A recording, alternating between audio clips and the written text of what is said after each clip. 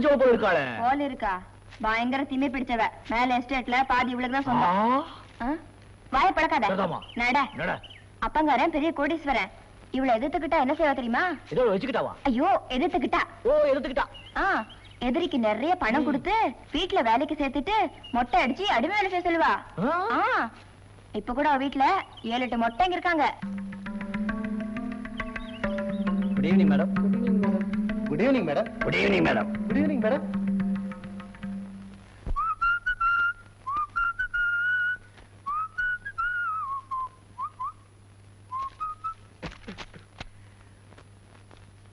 ராதா ரத்தம் தா, ஆள் விழுங்கும் அதிசயம், பொன்மானை தேடி பாப்பா போட்ட தாப்பாள்.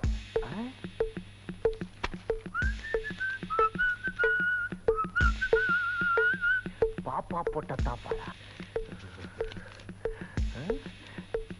ஜக ஜகா சாமியாரின் சரத்த சல்லாப்பங்கள்.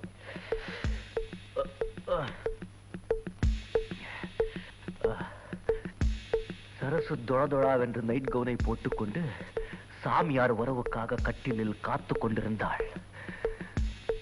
சாமியார் மெதுவாக எட்டி பார்த்தார்.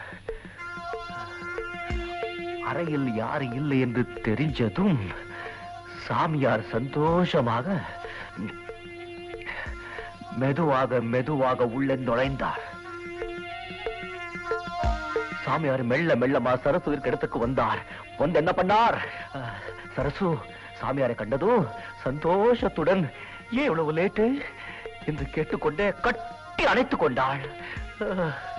மங்கிற வெளிச்சத்தில் சரசு தேவதையாக தோன்றினாள். அது சரி, சாமியார் ஏற்று பாதிக்கிறா.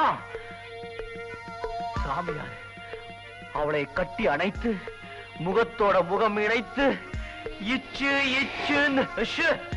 சாமியார் அவளை கட்டி அணைத்து முகத்தோட முகம் இணைத்து இச்சு இச்சு முத்தம் கொடுத்தவாறே அவளை கட்டிலில் தள்ளினார்.